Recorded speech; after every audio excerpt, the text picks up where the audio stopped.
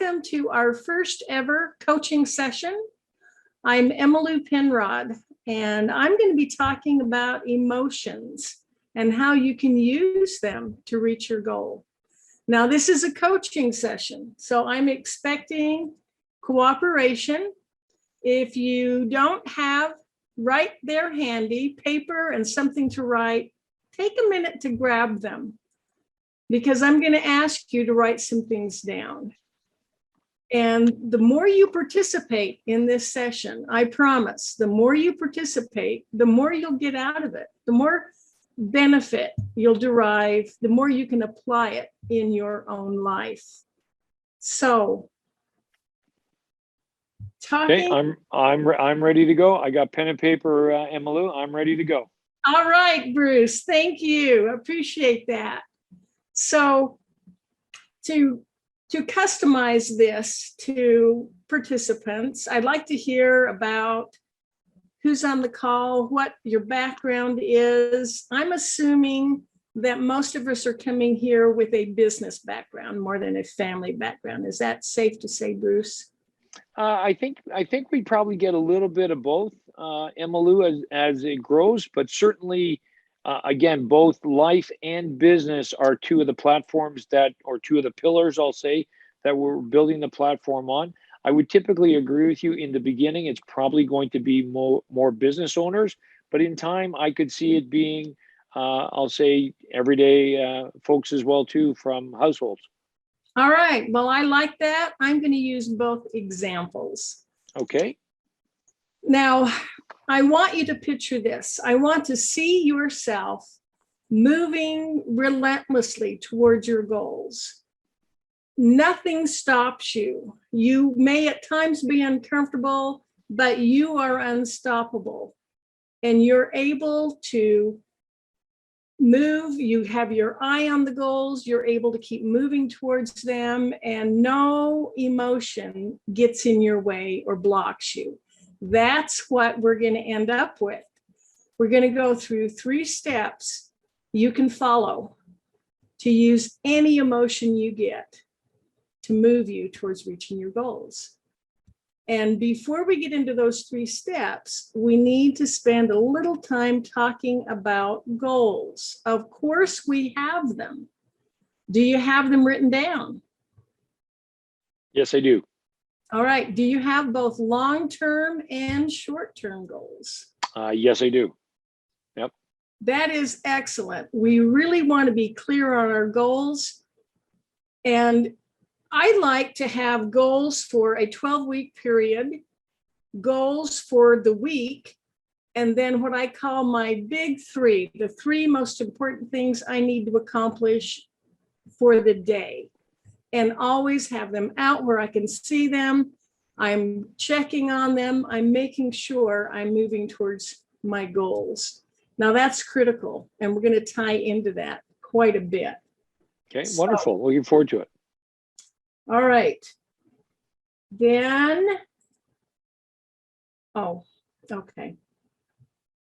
I need to share my screen. I forget that essential step that you're not going to be able to see anything I'm doing until I share my screen. Okay. So I am sharing it. And I want you to start by thinking of a time. Oh, we talked about our goals. You've got your goals. You're focusing on what you want.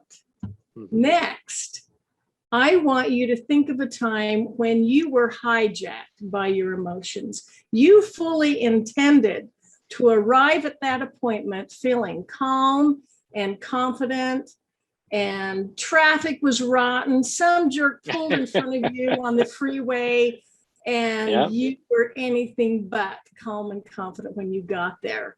Or from the life standpoint, you honestly meant to be so patient and kind with your child, but they just spilled milk all over the backseat of the car and you lost it. So, and it could be an incident that maybe happens more than once. Maybe it's a routine you get into when you have a disagreement with your business partner. But think of a time when you were hijacked by your emotions, and just record enough information, when it was, where, and in particular, the goal that it interfered with, what you had intended to do, but this emotion came up and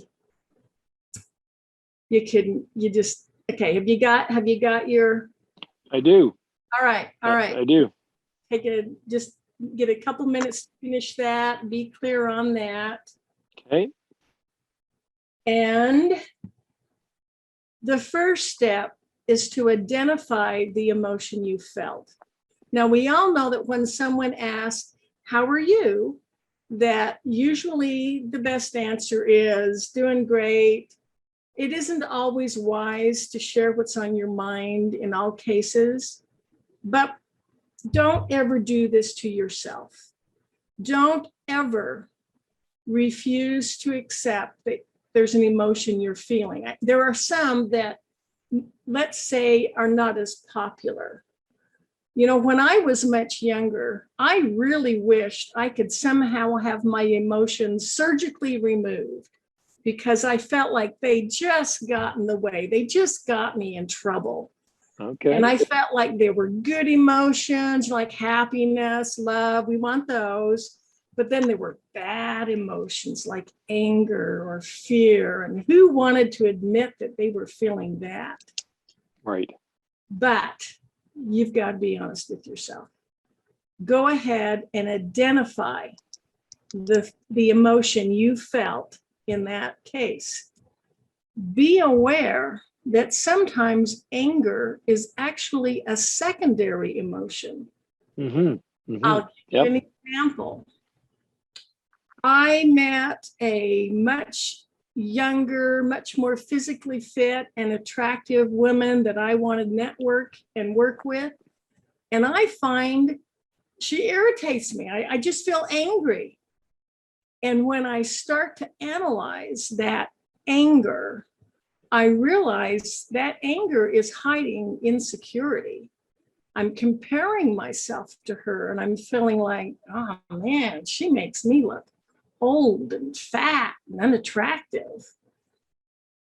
Now, if I'm focusing on my goal, right, and my goal is that I want to become healthier, I can recognize that emotion, accept that that's what I'm feeling, and use it to reach my goal of becoming healthier. Maybe I'll decide I want to get some nutrition and exercise tips from her.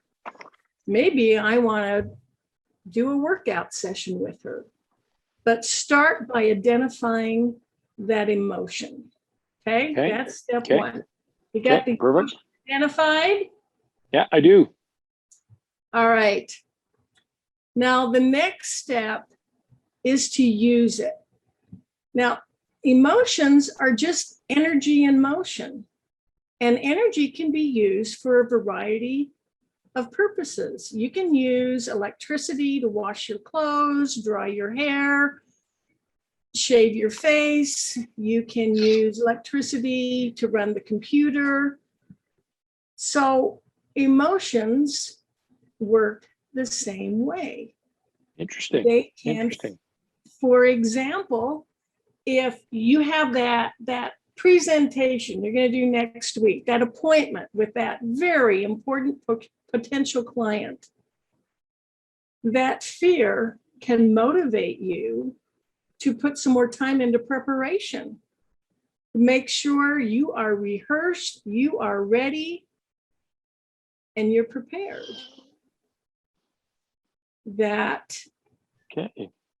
So, and we talk about emotions as doing good. Well, if you think about it, anger freed the slaves, got women the vote.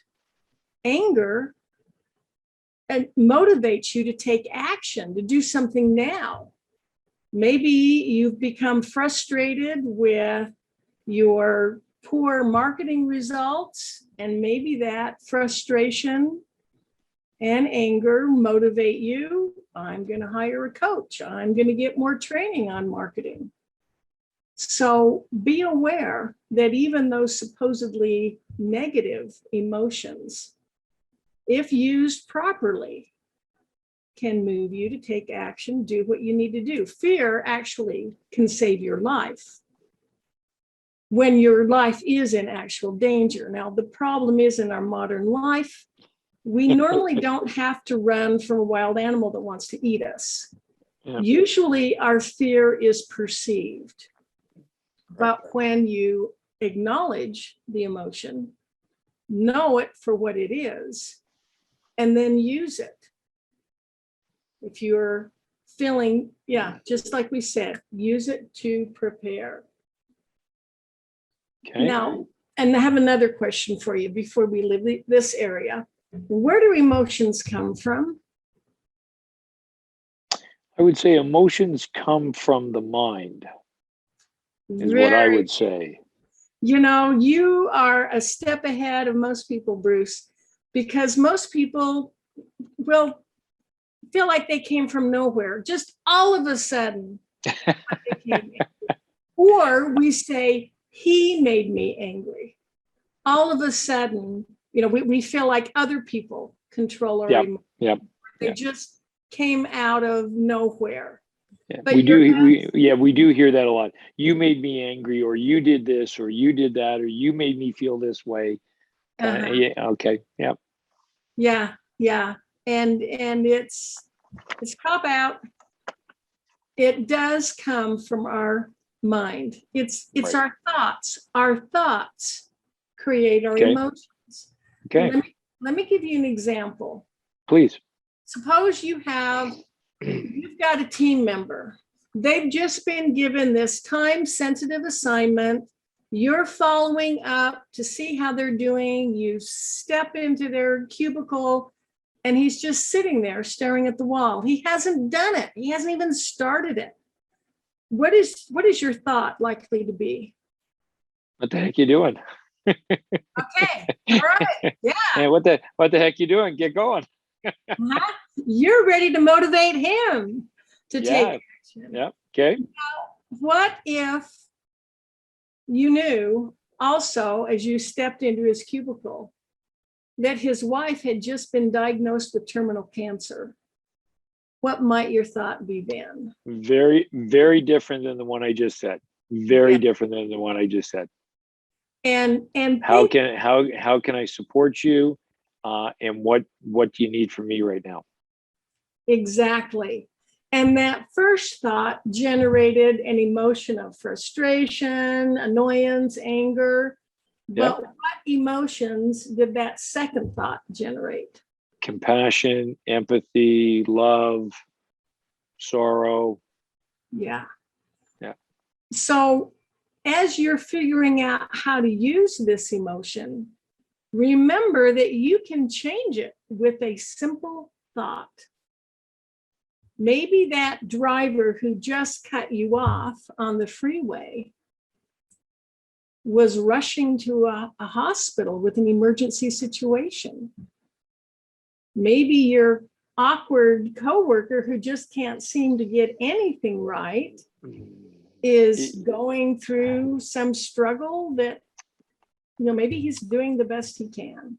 It's interesting, Emmalou, just the way you said that, it did remind me of a situation literally one time I'm in a business meeting and I got a phone call, and it was this fellow on the other end of the phone. He said his name and he said, "I'm a truck driver. You don't know me. I was just in an accident where your wife was involved in the accident and the ambulance is coming to get her." That's what he said. Wow. And I said, "Where are you?" And he gave me his location. It was about 15 minutes away from where I was. So to your point, I was the guy who was driving up the side of the road while the traffic was stopped. And people kept pulling over thinking that I was just trying to cut the line. And it was interesting, just the way you said it, is like, that's what is like, no, guys, I'm trying to get to my wife. I'm not trying to cut the line. But obviously they didn't know that. And their quote unquote thought was, I'm trying to cut the line. So just to that, a perfect example of the way you said it, what were the different thoughts? What were the different emotions going on in that moment?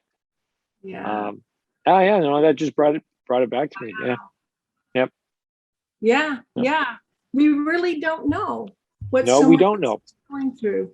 Yeah, you're absolutely right. We really, and I like the way you said it. We really don't know. Yeah. Yeah. Yeah. Yeah. And quite often I have found it makes my life easier just to assume that everyone I meet is doing the best they can with where they are now. And I Okay. don't know that. Like the people in the car didn't know that you were on your way to an emergency. Yep. But it helps me stay calm. It helps me, and if they are taking Absolutely. advantage of me, karma's going to get them. I'm not worried about it. Yep. To just accept that, to me, Right. reduces a lot of my stress. Absolutely. And Couldn't agree more. then you can decide what you do. You can Yep. decide how you respond. And that. On a scale of 1 to 5, would you give yourself a 5 on achieving what you want in life? If your answer is anything less than a 5, right now, I have something awesome for you. Achieving your goals and living your life at a 5 isn't easy. Most people aren't prepared to focus, stay disciplined, and do the everyday work that is necessary to achieve amazing results. But since you're watching this, then I'm guessing that you're not one of those people. And this is an opportunity that will change your life. Give to Get is a global program that brings together world-class coaching and combines it with empowering masterminds and networking opportunities. We provide 5-star guidance for the price of a cup of coffee a day. To find out more, click on the link in the description of this coaching session. That seems to work. So, okay, back to this example of we can change the emotion. For example, just before giving a public speak, how many of you experience nervousness? That. Absolutely. And yet, you, physiologically speaking, your body has the same reaction whether you're experiencing nervousness or excitement. So why not say, I'm excited? This is an opportunity. And with a thought, change that emotion, use that energy in a way that moves you towards your goal. Okay. So, I like that. I like that, Emmalou. Thank you. All right. So think of different ways you can use the energy of the emotion, change it as you need to. And I love the way you know what your goals are. You're looking at them every day. You're aware of them. Maybe they're printed out right in front of you by your computer, where you can see them every day. So as you focus on that, and you focus on what you want, then you naturally channel that energy to help you reach it. All right, we ready for the third step? Please. All right, now I want you to think about what would happen if you saved every wrapper, every container belonging to anything you ever bought. Like every time you go to a fast food store, that hamburger's wrapped carefully to keep it dry. And that French fries are in a little carton. Just imagine that you always save them. Every container your clothing came in, every plastic container your dish soap or laundry soap came in. What would your life be like if you saved all of the packaging you get? One massive clutter. One massive clutter. Just even thinking about that, you're getting me, I'll say, on edge, because man, that'd be one massive clutter. And yet we do that with our emotions sometimes. Do we really? I was in high school and we were reading a poem. I think it was Robert Burns. I need to look it up. but it was talking about a man who'd been out drinking with his friends and his wife was home waiting for him. And there Right. was a line that read that she was nursing her wrath to keep it warm. And it just hit me. I was like 16, 17 years old. And it just hit me that we do that. We'll hang on to an emotion and keep it there, and that we Right. have choice. We can choose. Yep, to let it go. An eye-opening experience for me. But when we hang on to these emotions and when we don't need them anymore, they're no longer serving us. So we've Right. identified the emotion, we figured out how we can use it to move us toward our goals. Now it's time to let it go. Now Makes it's time to, you know what, once you unwrap that hamburger, you crumple up the wrapper and you throw it away. You put Yep. it in the garbage can. Yeah. So analyze, do the same thing with your emotions. Some people find it effective to journal, to write out how they're feeling, and that helps them get it out. Okay. If it helps you to mentally imagine yourself crumpling it up, putting it in the trash can. I've talked to several therapists who have to, on a daily basis, they're taking a lot of negative energy from other people. And they will either visualize wearing a large slicker raincoat. That negativity hits you, it comes towards you, it hits the raincoat and it slides down and away from you. Okay. And I've heard others say that when they get through talking, being exposed to a lot of negative energy, they literally wipe themselves off. Just, Okay. you don't need that anymore. Yep. Makes sense. Yep.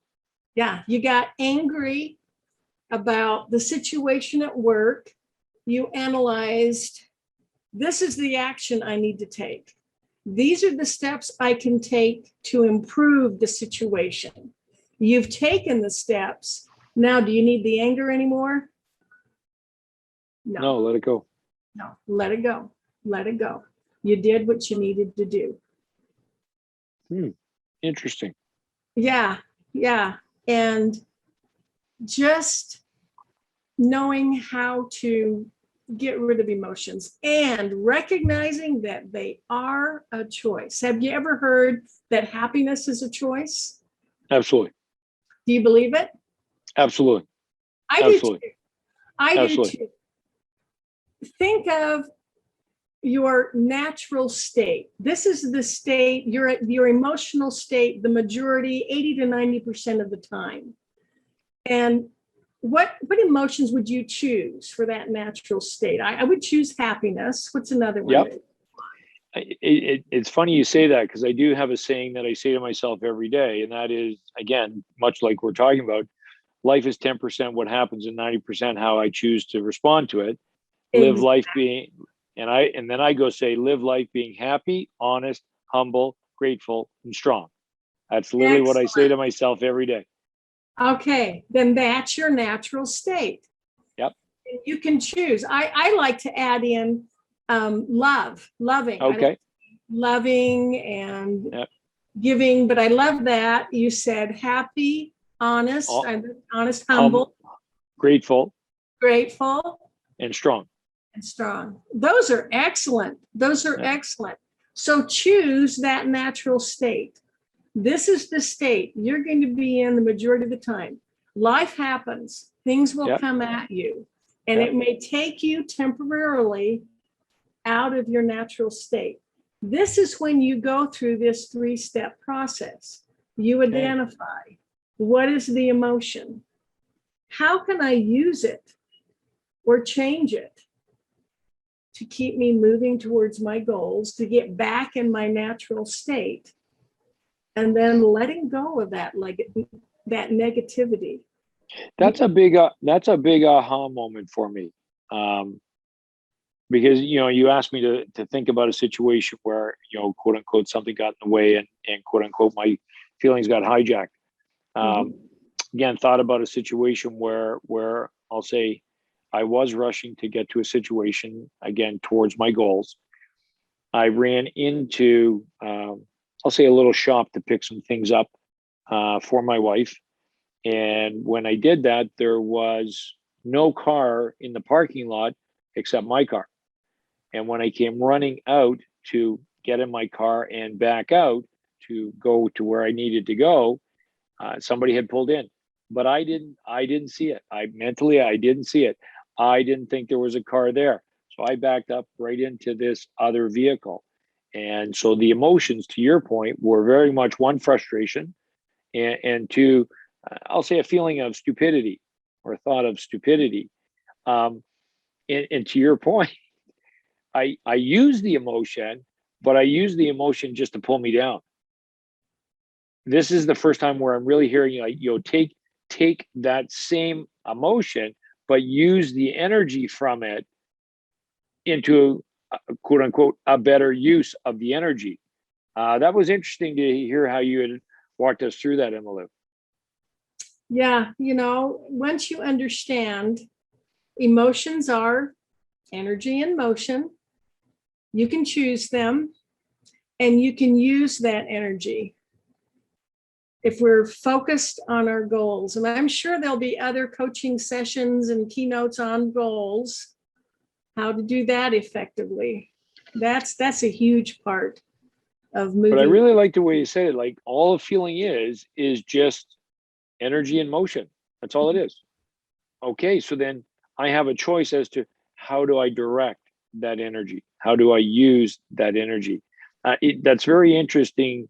Again, positive or negative, to say, okay, I've got a choice on how to use that energy that this emotion, this feeling is creating. That's very interesting. Yep. And for anyone who watches the recording later, if they have any specific questions, specific emotion or situation they want to ask me about, I'm totally open to that. I'd love to.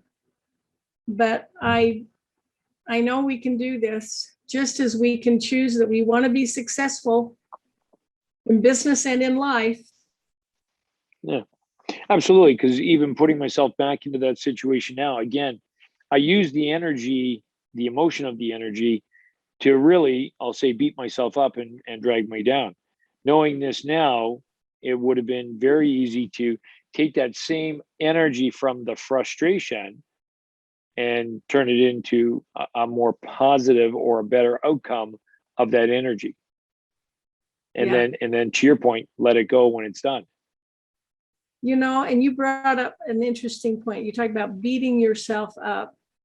And a lot of times that's what we do. I really think we're our own worst critics. Mm-hmm. And if we pay attention to that self-talk, which generates a lot of emotions, Absolutely, we can talk ourselves into feeling totally insecure and inadequate, can't we? Mm-hmm. Mm-hmm. Yeah, very. Yeah. And we can talk ourselves into being confident and capable. Yes, So exactly. which one's going to help us reach our goals? Yeah. What choice do you want to make? Yep. Yep. Yep. That is true. That is true. Well, we finished early. Okay, and that's fine. Perfect. I love it. Sure, enjoyed your input, Bruce. Thank you very much. Thank you. One thing that was, I'll say, sticking in my mind as a question that I wanted to ask you at the end, Emmalou, the step 3, how to let it go and when to know to let it go, because in a sense, it served you and now it's time to let it go. Yes. Without having that knowledge, I would say most people would tend to naturally let positive emotions go and move on. Yet, I would also say most people would then hang on to negative emotions much longer than they needed to. What, in your opinion, makes you feel that people would, again, typically just let a positive emotion go and run its course and hang on to that negative one more so? I think the reason they would let in a positive emotion, and I loved how you brought that up.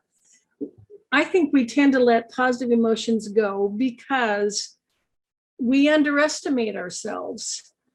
You can have a day where you did 25 things very well. You succeeded in 25 different areas, but you made one mistake. And as you reflect back on your day, what do most people remember? The one mistake. And that's where their quote unquote, the majority of their mental energy will go. Yes. And they will feel like they need to punish themselves. They don't celebrate the 25. They don't hang on to that positive feeling they had with that success. And I think the reason they hang on to negative, in some ways, anger can become addictive. As it gives you feel like the Incredible Hulk as you puff up with anger. It quite often can give you a false sense of power when in fact you're actually looking ridiculous. Yeah, exactly. And some people have found that if they can cry and get pity, they get attention. Yeah. Okay. Yep. So I think that's why I think it's so important to have good goals and to focus on them and to look at future possibilities, not past failures. Absolutely. The person you're becoming. I could look back at all the silly, stupid things I've done and just feel wretched, or I can look forward to, this is how I'm going to grow. This is how I'm going to become better. Yeah, exactly. And see that future success. But to answer your question, I think it's because we get caught up in negativity and therefore feel guilty experiencing positive. How do most people respond when someone pays them a compliment? They almost deflect it back or get uncomfortable with it. No, not me. Yeah, exactly. And we think that's humble, but is that humble? No. Humble is truly saying, thank you very much. I very much appreciate that. That's being humble. Yes. Humble is your honest recognition of your worth. And you're no better than anyone else. You're not grandiose. But you're good. Yeah, exactly. Yep. Very good. Yeah. So I think a lot of this, and I'm sure there'll be another on self-talk. I would just say, pay attention to what you say to yourself. Maybe keep a journal of every, what do you say to yourself when you accidentally drop something? What did you say to yourself when you backed into the car? Understandable. You were in a hurry. Yep. You didn't see, it wasn't there when you went in. And yet, pay attention and then ask yourself, would I talk to anybody else like this? Would you ever talk about that's just the way you said that. That's interesting. Going, would I talk to him? But no, the answer is no. So why are you talking to yourself that way? Yep. Yeah. Good point. Very good.